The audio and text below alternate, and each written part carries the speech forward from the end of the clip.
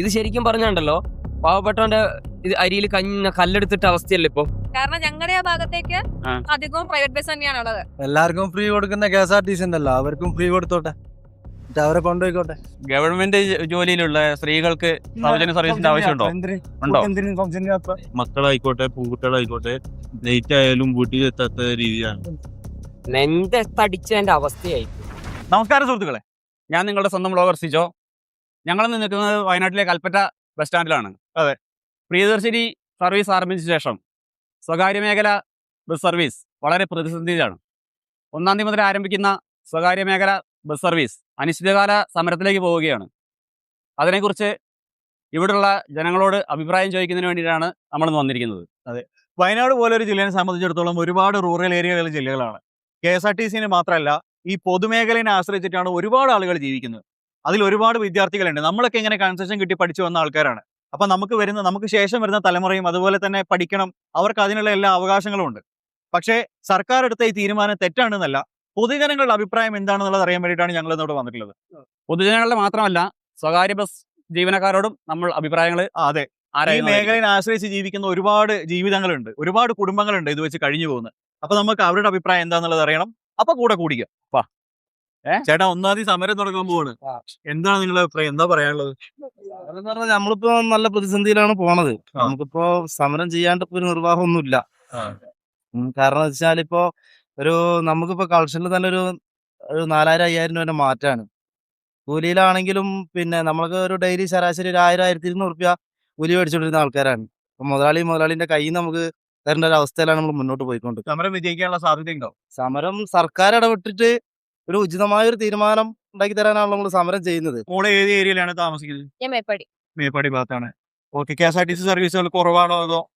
കുറവല്ല, ഉണ്ട്, അത്യാവശ്യം ഉണ്ട്. എന്നാലും പ്രൈവറ്റ് ബസ് സമരം തുടങ്ങി കഴിഞ്ഞാൽ നിങ്ങൾ സർവീസ് നിന്നുപോകും. അതിനെപ്പറ്റി എന്താണ് അഭിപ്രായം? കുറച്ച് ബുദ്ധിമുട്ടാണ്.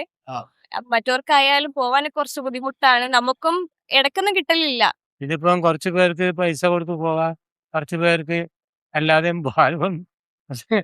ഇതൊക്കെ നഷ്ടത്തിലെ ഓടുകയല്ലോ. പിന്നെ 1-ാം തീയതി മുതൽ ആരംഭിക്കുന്ന അനിശ്ചിതകാല സമരത്തിൽ എന്തൊക്കെ ആവശ്യങ്ങൾ ഉന്നയിച്ചാൽ നിങ്ങൾ സമരം നടത്തുന്നത്? ഞങ്ങൾക്ക് ഈ പിന്നെ KSRTC കടന്നുകയറ്റോ, പിന്നെ അതേപോലെ തന്നെ സ്ത്രീകൾക്ക് ഫ്രീ ആയിട്ടുള്ള യാത്ര, അതൊക്കെ കൊണ്ട് നമുക്ക് പിന്നെ ആളില്ല. പിന്നെ എണ്ണന്റെ പൈസയൊക്കെ അറിയാലോ, അതൊക്കെ കൊണ്ട് തന്നെ. ഈ പുറത്തൊക്കെ പഠിക്കുന്ന കുട്ടികൾ ഉണ്ടാവുമല്ലോ, ലൈക്ക് ഇപ്പൊ വയനാട്ടിൽ നിന്ന് തന്നെ കോട്ടയം, എറണാകുളം ആ ഭാഗത്തൊക്കെ പഠിക്കുന്ന ഇഷ്ടംപോലെ കുട്ടികൾ ഉണ്ടാവും. അപ്പോ അവർക്ക് കൂടെ ഒരു ഹെൽപ്പ് ആവുന്ന രീതിയിൽ എല്ലാ ബസ്സുകളും ഈ സൂപ്പർ ഫാസ്റ്റിനും കൂടെ വരികയാണെങ്കിൽ കുറച്ചുകൂടെ നല്ലതായിരിക്കും. ഈ പ്രൈവറ്റ് ബസ് ഉപയോഗിക്കാറുണ്ടോ യാത്രയ്ക്ക്? പ്രൈവറ്റ് ഉപയോഗിക്കാറുണ്ട്. അപ്പൊ 1-ാം തീയതി സമരം തുടങ്ങിയാൽ അത് ബാധിക്കുമോ? അതായത് നമ്മുടെ ബാധിക്കുക. ഞാൻ വർക്ക് ഫ്രം ഹോം ഉള്ള ഒരാളാണ്, അതുകൊണ്ട് എനിക്ക് അധികം പുറത്തിറങ്ങേണ്ട ആവശ്യം വരാറില്ല. ഇപ്പൊ പിന്നെ പ്രിയദർശിനി ഉള്ളത് കൊണ്ട് തന്നെ ഞാൻ കൂടുതലും പ്രിയദർശിനി തന്നെയാണ് കേറാറ്. അപ്പൊ നല്ലൊരു സർവീസ് ആണെന്നാണ് ഉദ്ദേശിക്കുന്നത് പ്രിയദർശിനി.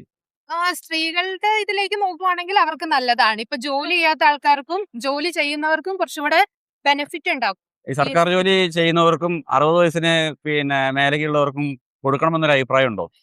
നല്ലതാണത്. നല്ലത് തന്നെയാണ്, എല്ലാവർക്കും കൊടുക്കണം അഭിപ്രായം. ഇത് പൊതുവേ നമ്മുടെ വയനാട് പോലെ ഒരു ജില്ലേനെ പറ്റി പറയുകയാണെന്നുണ്ടെങ്കിൽ ഇവിടെ ഒരുപാട് റൂറൽ ഏരിയാസ് ഉണ്ട്.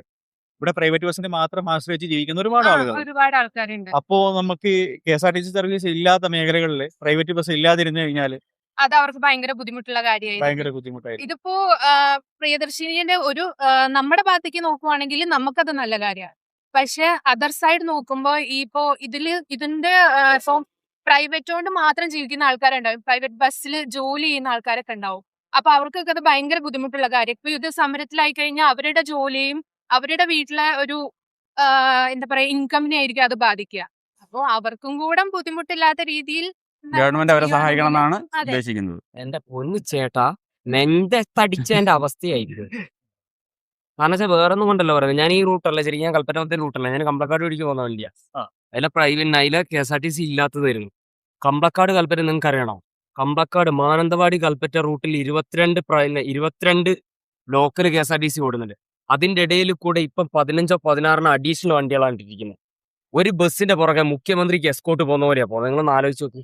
പൂർണ്ണമായും നമ്മുടെ സർവീസിനെ ഇല്ലാണ്ടാക്കുന്ന പരിപാടി തന്നെ ഒരു കാണിച്ചേ. സത്യത്തിൽ തന്നെ പറയല്ലേ, ഇല്ലാണ്ടാക്കുന്ന പരിപാടി ഒരു കാണിച്ചേ. ഇപ്പൊ വയനാട്ടിലെ സാധാരണക്കാരായ യാത്രക്കാരെ ഈ സമരം വലിയ രീതിയിൽ ബാധിക്കും. പ്രത്യേകിച്ച് റൂറൽ ഏരിയയിലുള്ളവരെ. അതിൽ വിദ്യാർത്ഥികളെ ഈ സമരം ബാധിച്ചു കഴിഞ്ഞാൽ അത് എല്ലാവർക്കും ഫ്രീ കൊടുക്കുന്ന KSRTC ഉണ്ടല്ലോ, അവർക്കും ഫ്രീ കൊടുത്തോട്ടെ, എന്നിട്ട് അവരെ കൊണ്ടുപോയിക്കോട്ടെ. അല്ല അങ്ങനെയല്ല, ഈ സർവീസിനെ ആശ്രയിച്ച് ജീവിക്കുന്ന ഒരുപാട് കുടുംബങ്ങളുണ്ടല്ലോ, ഒരുപാട് ആൾക്കാരുണ്ട്. അപ്പോ ഒരുപാട് ബാധിക്കൂലേ? അവർക്ക് അത് ബാധിക്കുന്നതിൽ നമുക്ക് ഖേദകരമായ ഖേദമുണ്ട്. പിന്നെ അതിൽ നിങ്ങളുടെ മക്കളും ചിലപ്പം എല്ലാം വെല്ലുമ്പോൾ എന്റെ മക്കളെല്ലാം അതിൽ പോകുന്നവരാണ്. അപ്പൊ അവരെല്ലാം ഓർക്കുമ്പോ നമുക്ക് വിഷമമുണ്ട്. എന്നാലും ഇപ്പൊ ഈ പിന്നെ ഇപ്പോഴത്തെ ഭരണം ഇങ്ങനെ ചെയ്തതിൽ ഭയങ്കര വിഷമമുണ്ട്. സമരം വിജയിക്കാനുള്ള സാധ്യത കാണുന്നുണ്ടോ? സമരം വിജയിക്കണം എന്നാണ് എന്റെ ഇത്. കാരണം നമ്മൾ അത്രക്കും ബുദ്ധിമുട്ടിലാണ്. ഇപ്പൊ തന്നെ അപ്പൊ അവിടെ ഇരിക്കുന്ന ആൾക്കാർ 1:20 പോകേണ്ട 1:45 പോകേണ്ട ബസ്സിന് കാത്തു നിൽക്കുന്ന ആൾക്കാരാണ്.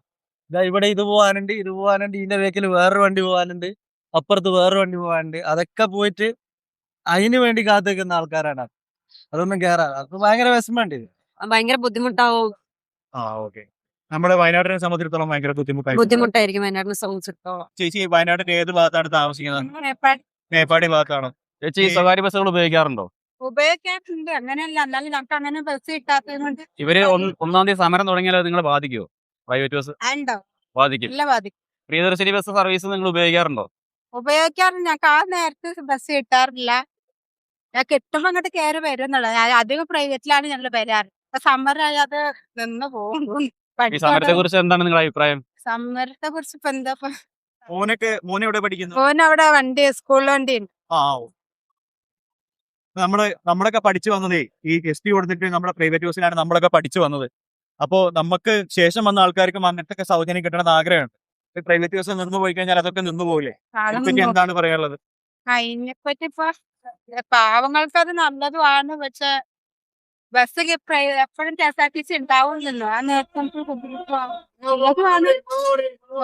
ഈ പ്രിയദർശിനി സർവീസിലെ കുറച്ച് പ്രായമുള്ള ആൾക്കാർക്ക് ഫ്രീ കൊടുത്താൽ മതി എന്നുള്ളൊരു അങ്ങനത്തെ ഒരു തോന്നലുണ്ട്. ഒരു 60 വയസ്സ് കഴിഞ്ഞവർ അങ്ങനത്തെ ഒരു തോന്നൽ ഞങ്ങൾക്ക് ഉണ്ട്. പ്രായമുള്ളവർക്ക് കൊടുക്കണോ അതോ ഗവൺമെന്റ് ഉദ്യോഗസ്ഥരെ ഒഴിവാക്കിയിട്ട് ബാക്കിയുള്ളവർക്ക് കൊടുക്കണോ? എന്താണ് അഭിപ്രായം? പ്രായമുള്ളവർക്ക് കൊടുക്കണോ? പ്രായമുള്ളവരല്ലേ. സർക്കാർ ഇതിനൊരു ഒരു ഒരു ധാരണ കൊണ്ടുവരിക. അതാണ് മെയിനായിട്ടും. ഒരു പ്രായമുള്ള ആൾക്കാർക്ക് കൊടുക്കുക, വയ്യാത്ത ആൾക്കാർക്ക് കൊടുക്കുക. പ്രൈവറ്റ് KSRTC നിലനിർത്തുന്ന പോലെ തന്നെ പ്രൈവറ്റ് പ്രസ്ഥാനത്തെയും സർക്കാർ നിലനിർത്താനുള്ള എന്തെങ്കിലുമൊക്കെ ഒരു നടപടി എടുക്കാൻ വേണ്ടിയിട്ടാണ് ശരിക്കും ഞങ്ങൾ സമരം ചെയ്യുന്നത് തന്നെ. സ്വകാര്യ ബസ് ട്രിപ്പ് നടത്തുന്ന സ്ഥലത്ത് മാത്രം അവിടെയുള്ള വിദ്യാർത്ഥികളെ ഏത് രീതിയിൽ ബാധിക്കും? വിദ്യാർത്ഥികളെ അത് നല്ല രീതിയിൽ ബാധിക്കുമല്ലോ. സർക്കാർ ചെയ്യുന്ന സമയത്ത് ഈ സ്ത്രീകൾക്ക് കൊടുക്കുന്ന പോലെ തന്നെ സർക്കാർ സ്റ്റുഡൻസിനും കൊടുക്കണമല്ലോ. ഇതിപ്പോ സ്റ്റുഡൻസ് ഒക്കെ കംപ്ലീറ്റ് നമ്മളെ ബസ്സിലും പ്രായമുള്ള ആൾക്കാർ, സ്ത്രീകളെല്ലാം പ്രൈവറ്റ് ബസ്സിലുള്ള KSRTC കയറി പോകുന്നത്. ഈ സർവീസിന് ഇത് സംഭവം എന്താ പറയാ, ഈ സർക്കാർ ഈ ഒരു സംഭവം എന്താ പറയാ ഇലക്ഷന്റെ ഭാഗമായിട്ട് വോട്ട് കൂടുതൽ കിട്ടാനും ഇലക്ഷനിൽ വിജയം നേടാനും വേണ്ടി ഇത്തരം സംഭവങ്ങൾ പറയുകയും അത് പ്രാവർത്തികമാക്കാൻ വേണ്ടിയിട്ട് എന്താക്കി ഇപ്പൊ പ്രിയദർശിനിന്റെ ഈ ഒരു സ്ത്രീകൾക്ക് സൗജന്യ യാത്ര കൊടുത്തു. അത് കൊടുത്തത് നല്ലതാണ്. പക്ഷെ കേരള സർക്കാരിനെ സംബന്ധിച്ചിടത്തോളം, കേരളം എന്ന് പറയുന്ന സംസ്ഥാനത്തിനെ സംബന്ധിച്ചിടത്തോളം കർണാടകയും തമിഴ്നാട്ടിലൊന്നും കൊടുക്കുന്ന പോലത്തെ ഒരു വരുമാനമോ കാര്യങ്ങളോ വരാത്തൊരു സംസ്ഥാനമാണ്. KSRTC-യിലാണ് എന്താക്കുന്നത് ഇവിടെ ലാഭവും കാര്യങ്ങളൊക്കെ വരുന്നതൊക്കെ.